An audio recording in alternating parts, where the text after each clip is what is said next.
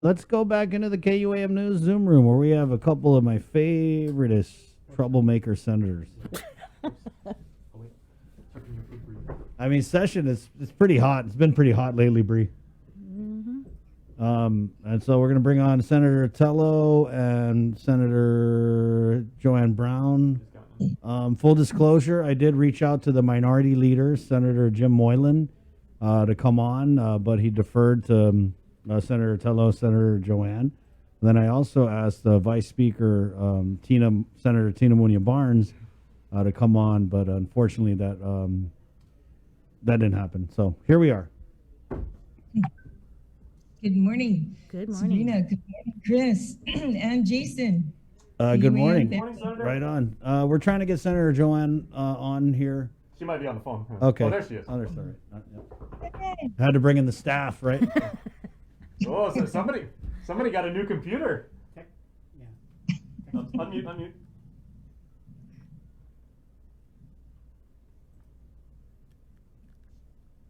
There you There, go. it just needs a magic touch there. Okay. I think the Democrats are messing with your microphone, maybe. I wouldn't be surprised. Yeah. Hey, Sabrina, when is your birthday again? I was sorry to get off track here. But April. When is your birthday? April 23rd. Yeah, it's coming up. Set your calendar, Senator. And Jason's is Oh, April 24th. absolutely. Yeah. Time What? to get on and sing you happy birthday. So I got the vocal. All right. Be a day. Yeah. Yeah, I was wondering. I knew it's coming up soon. I remember that time. Maybe you Thank and who are the other singers there in the legislature? Because I saw Senator Chris is in the choir. Yeah, well, Yeah, Senator Chris, yeah.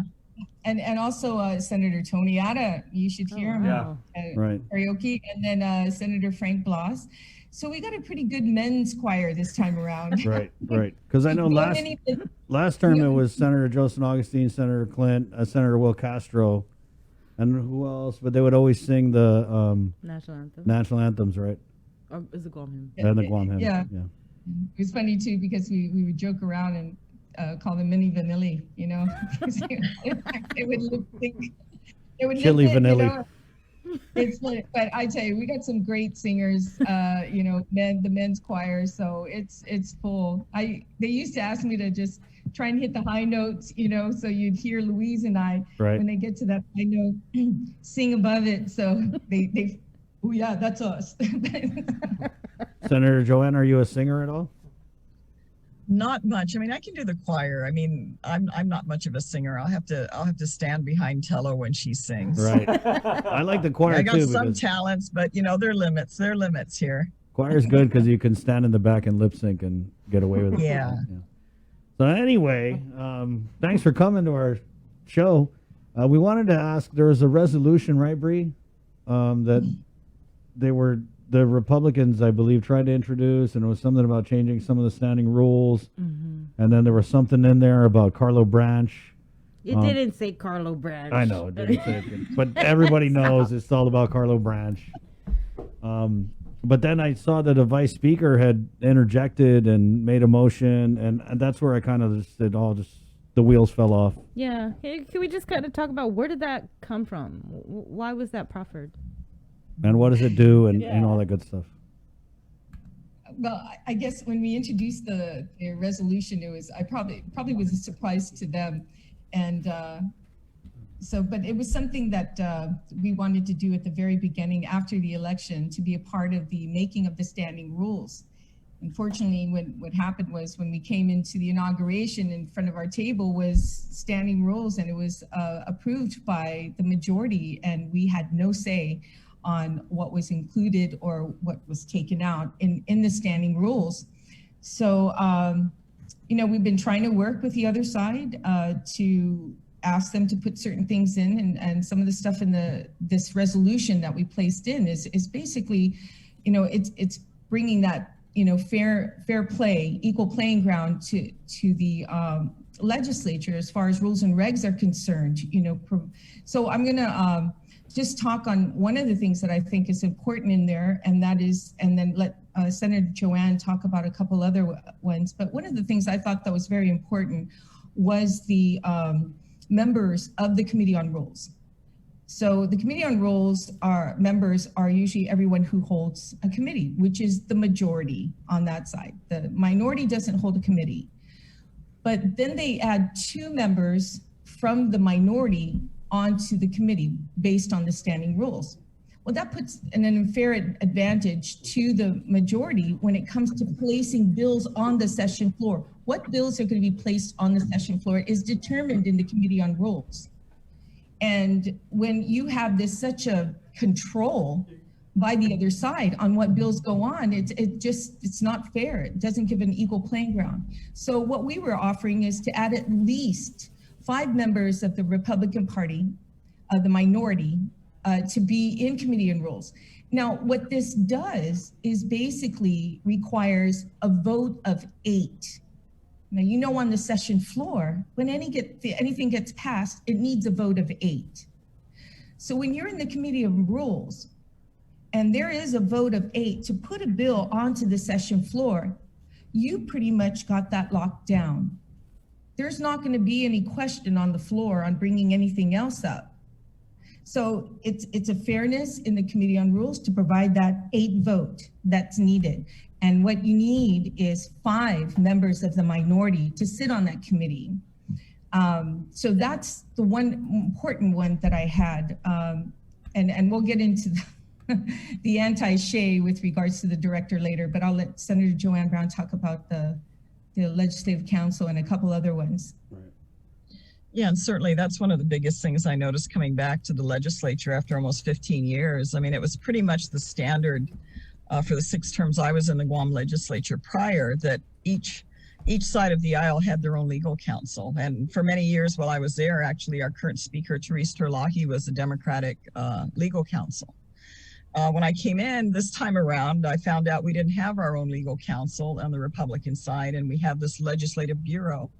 But we really don't have a say on who the attorneys are. And certainly while our current attorneys that are there, have been very helpful in providing us review of our bills, they don't draft bills. And having our own counsel gives us the opportunity to work through legal strategy and things that I think would be very beneficial, because of course, the primary thing that we do here is to address legislation. And so having a legal counsel for our Republican senators, to me, is like at the top of the list. And yet I don't see, we keep hearing feedback, oh, we don't have funding for that. And it's like they've already determined, they have 2/3 of the legislative budget.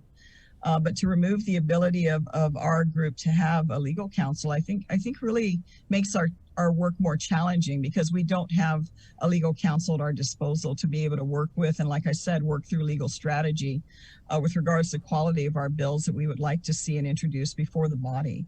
Other things that we looked and included in the resolution have to do with reducing the amount of days. I mean, there's only, 24 months in a term, and they had up until 180 days to be able to hold a public hearing on a bill.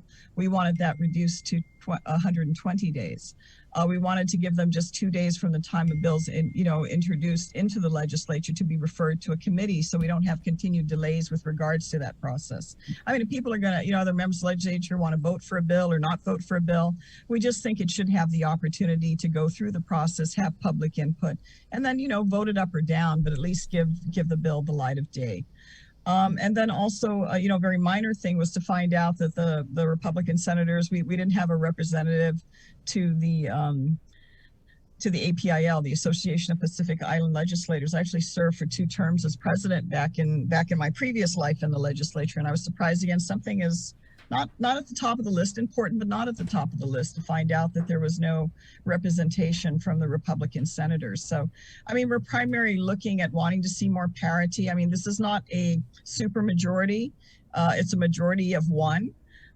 Pretty much. And I don't think the things that we are asking for is unreasonable with regards to our involvement. Historically, I've seen in the past, and I've only been in out of my 6 terms in the previous legislatures, there was only 1 term in the 27th when I actually was a member when they had a Democratic majority.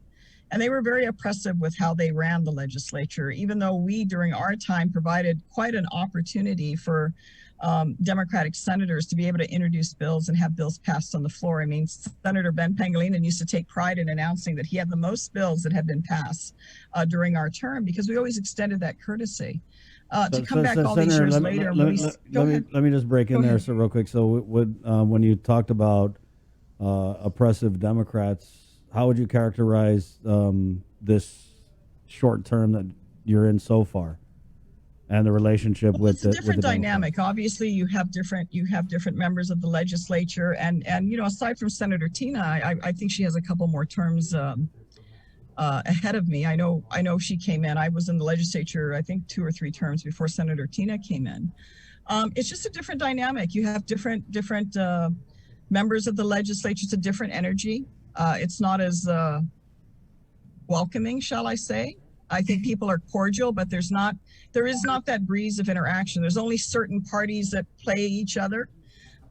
It's not as collegial, shall I say. I think there's a lot of people with their own agendas, and they're, that's how they operate.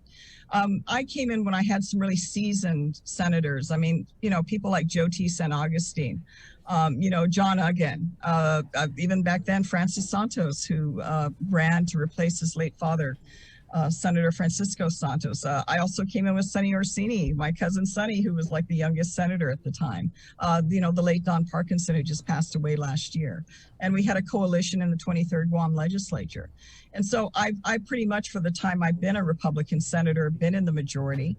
But as I'm saying, I recognize, of course, you're going to want to, if you've got the majority, you're going to want to facilitate your agenda. But we did it in a way that also allowed for a degree of inclusiveness. Because I think if you oppress your fellow colleagues too much, they're going to be working on how they're going to outsmart you and outmaneuver you rather than working in unison with you. So while they do this, they might think that it grants them control, but I actually think in time, if they continue this process and not allow for a more collegial environment, it may be to their own detriment. Can we get to the part about the executive director and what the resolution? Okay, I'll toss that back to Telo. I knew you were waiting for that. Yeah. And it's very simple. I think something like as important as the director, the executive director of the People's House, the legislature, should be one that's been voted by the body as a whole.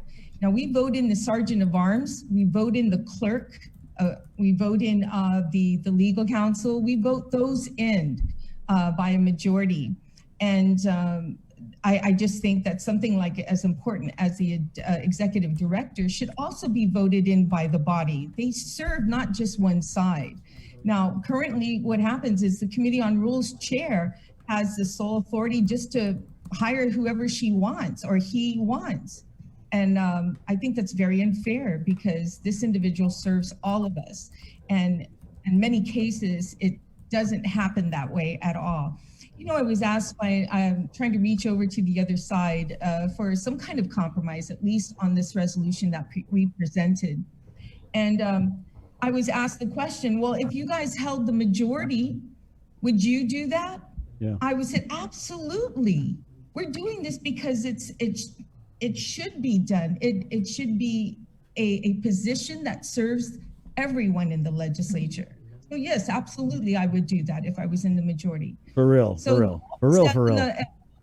I'm sorry? For real, you would really, if you guys were the majority and you had your version of Carlo Branch, whoever that is, in that executive directorship, and here come the pesky Democrats trying to take away that power, you would support that? Oh, absolutely. Because like I said, the purpose of this was to have it voted in by the body, by a whole. It's an anti-Shea position. And I think everyone should have the opportunity to do so.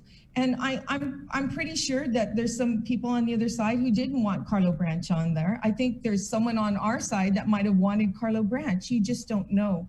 But I think it should have the ability to be voted on. And well, this particular section 1301 doesn't necessarily take away Carlo Branch's job, at all. The intention wasn't to do that. It doesn't take it away, but it allows. I think it's important to point out. I mean, it would be voted on. I mean, if you're the majority group, then you assume you have the majority votes to put them before the legislature. But you certainly want to make sure you have someone there that can facilitate for all the members. Certain people now, may view that Carlo has his own agenda, and obviously, he has historically in his time in the administration and in the previous time. He's an administration guy, is what it is basically. So the way I look at it is, you have the Democrats Then you got the innies, and you got the outies. And the innies Yeah, are in with the administration, and that's who Carlo. Yeah, but Carlo also worked for a Republican administration. Right? Yeah, no, I'm saying now. That was then, but You know, yeah, true. But I really think, you know, the question here is, if we had this rule in place before we voted on an executive director, the question is, do you think Carlo Branch would have made the grade? Would he be chosen? what do you think? What do you hear? I don't think so. No. For me, no. I don't think he would be chosen. It'd be somebody else. And that's my point. And so, do you think this is a deal breaker? Because I've heard that the Democrats are now going to try and introduce their amendments or changes to the rules. Have you heard anything about like, that? Well, they have a majority, you know. We saw how difficult it was when they were trying to choose their committees as well as their speakership. We saw how long that took.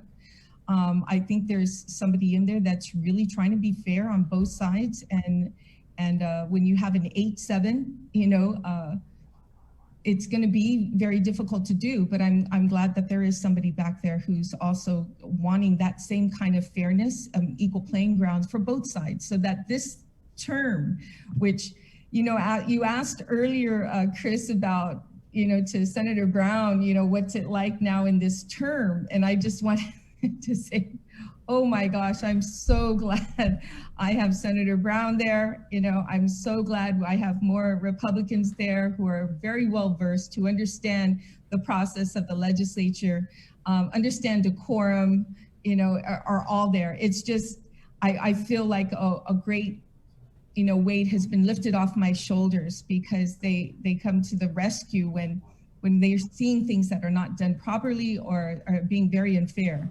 And coming across with great ideas. That's most important. But anyways, I got crossed out that, but I'm very happy. Yes, it's a total different dynamics in the 36th compared to the 35th. Right, because the 35th was the legislature, right? Well, yes, it was, but I think it was really tough for the minority. Very, very tough to get anything through, or even to speak on the floor without being gavelled down and not being able to. I think that's why the vice speaker didn't want to come on, because her gavel doesn't apply here. Just kidding. I'm a joker. No, it's good. It's good. Yeah. So this resolution, it's what is it, in the second reading file, voting file, or like in the trash? Where is it at? It's in the second reading file. We've got some pushback when we introduced it on the floor, and there was some comments made. Yeah, there were some comments made. What are you guys doing? This is supposed to be in the committee of the rules, but absolutely not, because if you read the legislation, it says it's addressed to the body. It's not addressed to the committee on rules. And they said, but you're changing the standing rules. I said, yeah, the standing rules, which applies to the body and not just to the committee. That's a big difference. So if you look at some other resolutions, they address it to the committee on rules, which it's addressed in that committee, but our resolution addresses it to the body. Mm-hmm. And also, Chris, with regards to the Rules Committee, I mean, you know, they have all 8 Democratic senators that sit, and then they got to select the minority members of 2 to 8. I mean, that's just really unbalanced, and that's why we're proposing we'd like to see 5. If you want to have 8, we should have at least 5, so that we have more input with regards to the bills being placed on the agenda. I mean, understandably, it's a power control game at the end of the day. This is what this is all about. But, you know, they have such a slight majority, and there are going to be issues where we're going to have some of their people on our side and vice versa. Right.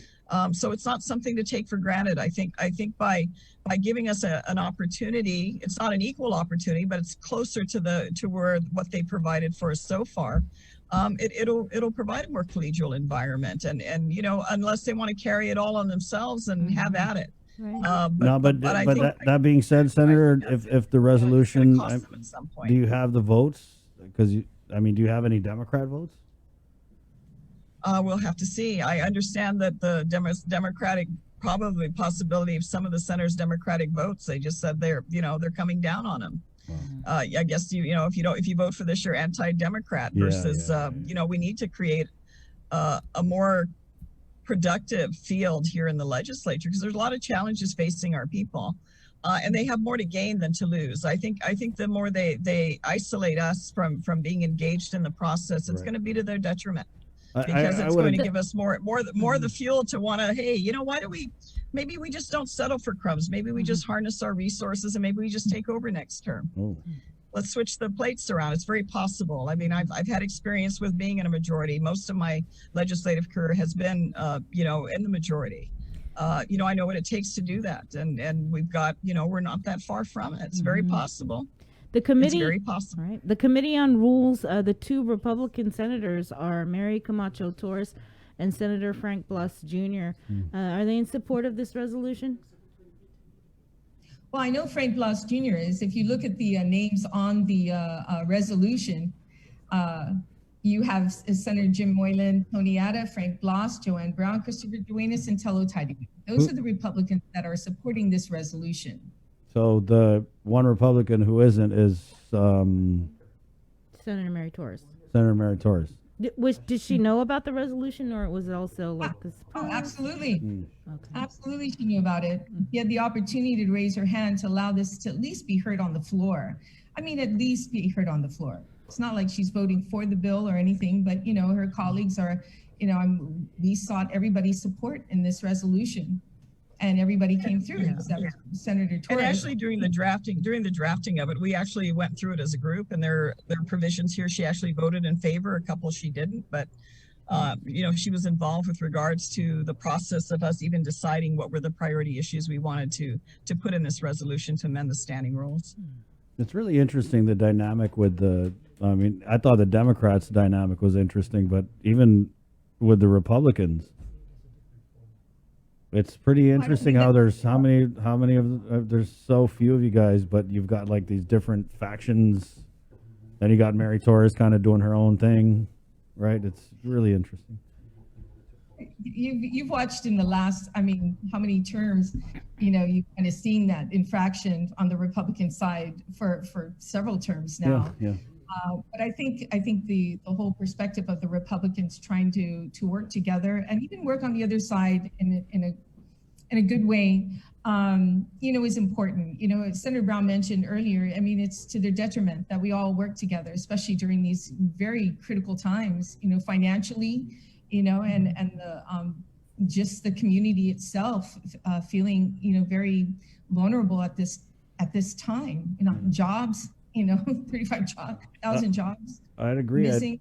I think that what they did with and it really worked for Senator Moylan. They demonized him and they shut him out, and it only made him bigger. And I see the same thing happening with you guys. Is like if they don't give you a seat at the table, you're right. You can sit here.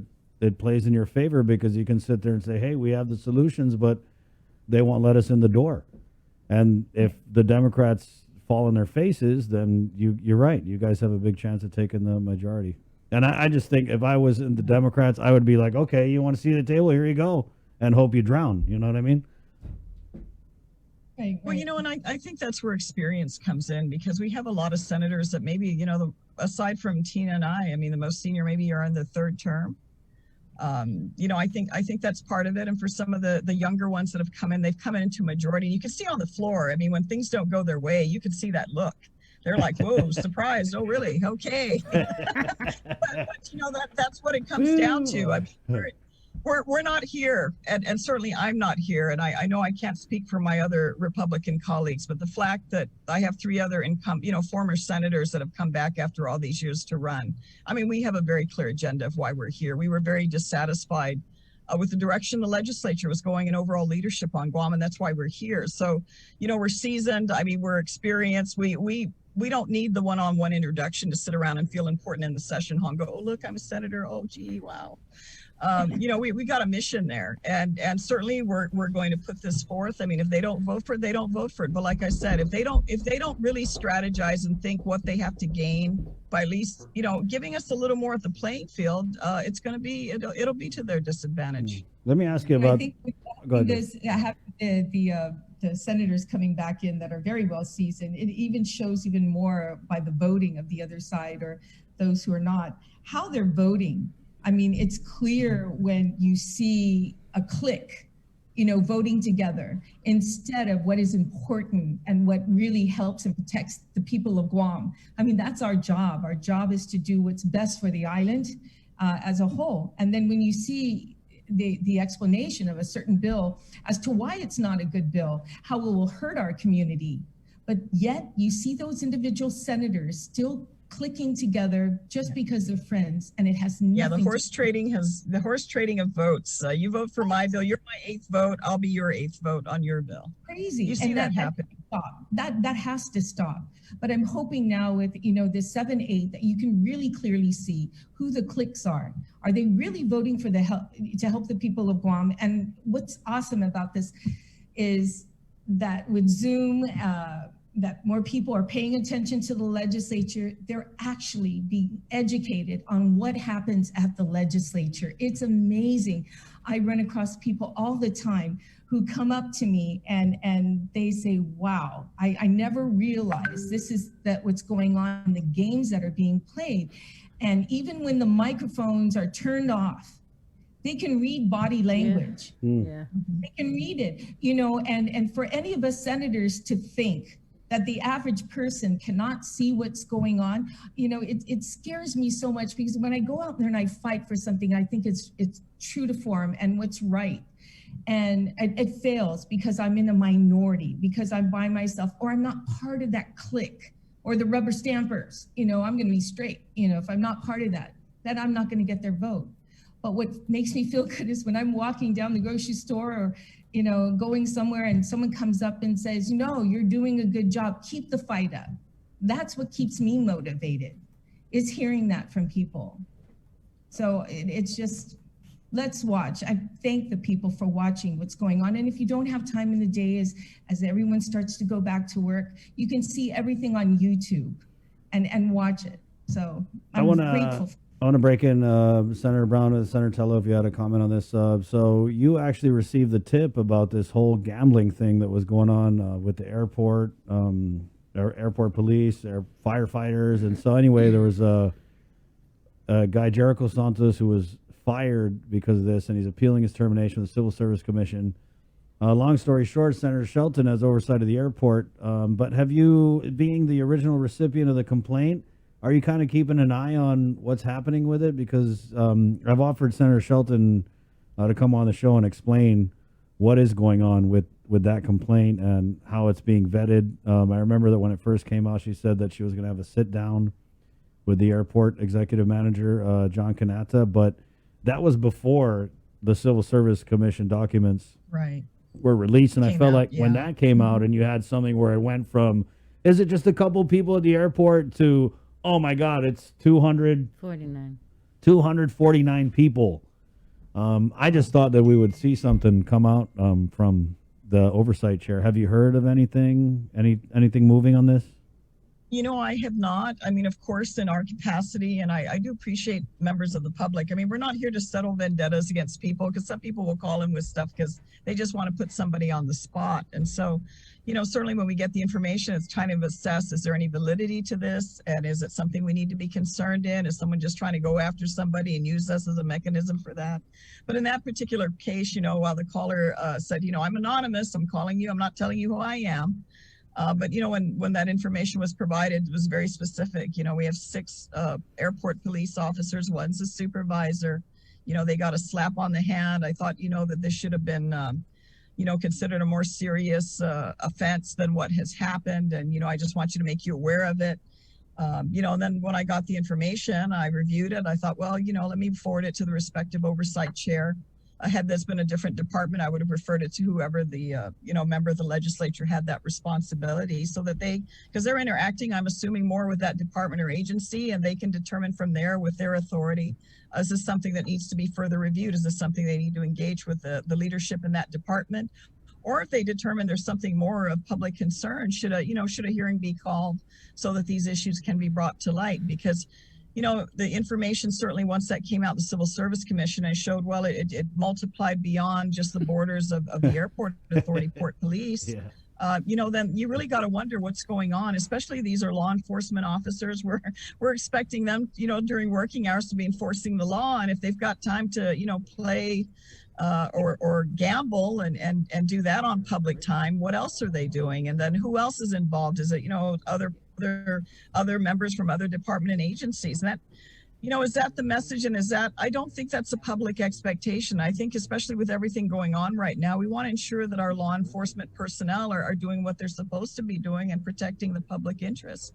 To find out this is the kind of stuff that's going on should concern all of us, because it's even more than ourselves, the health and welfare of our families out there. Those are the things we're concerned about. We've got enough challenges with drugs and other crimes that are proliferating in this community that make us all feel unsafe.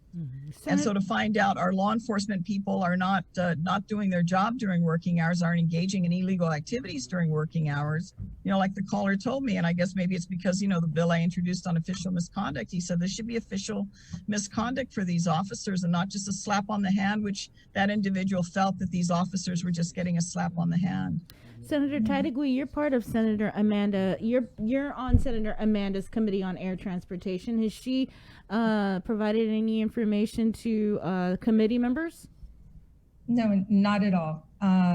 It's unlike last term in the 35th, quite a bit of oversight should have been held on certain agencies, quite a bit. There should have been an oversight on the Port Authority back in the 35th Guam legislature, never been done. It should have been an oversight on Guam Housing, GURA, but no, it was a round table instead. The difference with oversights and round tables, and oversights, you're sworn in, to tell the truth, the whole truth, and nothing but the truth. It puts a little more pressure on you to provide those documents and make sure everything is in order, cross your T's and dot your I's. And that's one thing that we didn't see in the 35th Guam legislature. Now I'm hoping that these oversight chairs start having these these chairs of these the oversight of these agencies start having these oversight, because what information is provided to her, she doesn't necessarily give to us. We could have that opportunity to ask those questions, especially if it's not availed to us. So I'm hoping that she does have a oversight chair, an oversight hearing. So, I know that the court is having several, which is good. That's different from the last term, when we didn't have any. But what good is an oversight hearing when the subject of the oversight hearing just runs all over the committee at times? Well, okay. I'm just talking about that last. It was just like out of control. I don't know. Rory he woke up on the wrong side of the island. You're absolutely right. And the oversight chair can actually dictate exactly what the agenda could be and not even discuss certain things that are important. But you guys know me. I ask the questions anyways, regardless, and I will ask the questions. If they're not going to put that on the agenda, then I'll bring it up somehow. And I've always done that anyway. So what about this? The two of you had actually met with the speaker. I remember Senator Brown, you mentioned it during our last interview, discussing the possibility of the creation of a legislative committee on corruption, right? Yes, has there been any? As I did mention to you, we did meet, Senator Telo and I did meet with the speaker. I think we were in our second week of office. And I know she was very busy after getting elected speaker, but she did make the time for us. And we discussed a number of issues with her, and certainly that was one of them. And so we're looking at formulating the process because, I don't know if we're going to be given the resources, that other committees have. They have personnel, they have budgets. But certainly with what we can, we definitely would like to see a committee on corruption. I believe there was one that I heard was put in place in the 14th Guam legislature that had to deal with police corruption at the time and overseeing that issue within our law enforcement operations in the government. And I think the time has come because I believe our people need to have a mechanism to know that they have a concern, that it can be raised, and that there's going to be attention placed on it. If it's determined that it's a legitimate concern that is affecting, abuse in government, for example, or public officials that are abusing their authority in government, then it allows a mechanism for those issues to come to light. I mean, I get calls now on all kinds of things now. Some of them don't even fall within our jurisdiction. And I have to be able to explain to people I've got limits to what I can do. I'm not the oversight chair. In some cases, I can refer it to them. In some cases, they're simply just trying to get feedback from a government agency on something that they don't feel any response. They feel kind of helpless because they go, gosh, we make appointments, we go, and then, our appointments get canceled. Nobody's talking to us about this. And so, it allows mechanisms for those type of things. But the actual actions where we have public officials that are using and abusing their official authority that has been granted by the people, working against the people, I mean, I have a problem with that. That's not right. I don't care what political whoever's in office, it's wrong. And I think we need to take a much stronger stand. The fact that this has been allowed to proliferate really tells you that, well, there's a laid back attitude about this. And I don't think there's anything that should be laid back with our expectations of our public to want to see more law and order in this community. Because we have come from a time when we were growing up, when we were little kids, we could get on our bicycle and ride all over the place and be free. And even before we got cell phones, our parents knew we misbehaved. They knew before we got home, because that was the kind of community we lived in back then. Now, while we have all the, we have a bigger economy, we got all this wonderful technology, you think we got more employment, you think our quality of life would be better. And I have to tell you, in a lot of ways, I feel it's gone down, because we don't have that level of confidence in a lot of our public officials, because of examples like what has happened at the airport and other places, where people that have that authority, that have been trusted in them, have abused that authority and have been misusing that authority. And those are the questions that certainly the oversight chairs of those respective committees should be calling, because as I mentioned, the legislature is the people's house. It's where the people have a voice. And our people, I'm sure, want to know what the heck is going on. I mean, we got officers gambling. We might have officers or, marshals that are letting stuff go in the court because so-and-so got a violation. And, if there's any truth, hearing in this federal case that, they have the ability to make these things disappear. You're like, whoa, wait a minute. What's going on here? It comes down to, you can be a criminal, but if you got the right connects, then you're okay. You get to escape. Some poor person that doesn't, they're out of luck for some minor offense that they may have committed versus some really serious crimes. And I think we need to be concerned. And because the rest of the government, as I've been in this game for 30 plus years, the rest of the government of Guam is isolated and insulated from the people. You can elect us, you know who we are. You like us, you don't like us, you get to go and vote. Yes or no, do I want to keep you? You don't get to do that with the rest of the government of Guam. And you're seeing with the situation of the Port Authority is the Port Authority for years from now is going to be used a very classic example of what's wrong with the government. When you see these type of actions where employees can commit these type of crimes against the people, my goodness, not only does the red carpet get rolled out for them, they get rewarded for it. And it sends the wrong message, because the rest of the government is pretty much isolated. I mean, if you're complaining you don't get, decent service from a government agency, or these, residents that come and complain to me that they can't get a response from the director, they can't get an appointment, they can't. Why is that? Well, what can you do about it? What can you do about the rest of the government of Guam if they're not responsive to you? There's almost nothing you can do, because it's very difficult to terminate someone or hold them responsible for not properly performing. I mean, if they don't have good customer service, if they walk in and give you an attitude and, you should be lucky they're giving you the time of day, what kind of nonsense is that? That's not the standard I hear when I talk to people out there in our community about what they want to see in their government. And what we do nothing about it, because the rest of the government of Guam is not transparent. You don't know what the rest of the government of Guam, if they're not performing. I mean, Sabrina, you saw in your interview with the head of the airport, you asked how many very direct questions that I know our people wanted answers to. And I can't discuss that. That's a personnel matter. I mean, that just blankets everything, no matter what terrible, egregious thing they did. Yeah. It's a personnel matter. So, and why should those things be shielded?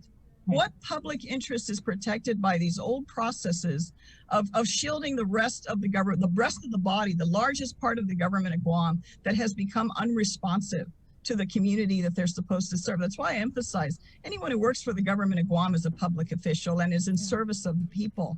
But this whole issue, they're classified, they're untouchable. What is that? I mean, we all earn a salary, we all go to work. I think we should have a more transparent government collectively from the top to the bottom. And if some players out there aren't doing what they're supposed to be doing, I don't think they should be shielded behind, it's a personnel. Who the heck is paying their salary? Why should that be private? Why should it be private? Can we talk about the nurse licensure bill just really quick? Sure. Okay, yeah, and we have to get ready to go on session at 10 o'clock. Yeah. In fact, we left off in an amendment that I was going to make, but yeah, this bill that's being in front of us is the same bill that was tried to be introduced in the 35th Guam legislature. Right. It's now here again, and there was a lot of controversy on this. You had UOG, you had Lillian Posadas, you had the GFT, you had all these individuals saying that they support the NLC, which is the Nurses Licensure Compact, where 34 other states are involved. Mostly the Midwest states are involved, are part of this. But what's happening is that this is not going to work, because you're not going to get nurses coming to Guam to get half the salary they make in the states where they're at. And what the University of Guam and GFT and Lillian Posadas, these are people who came to testify on both times.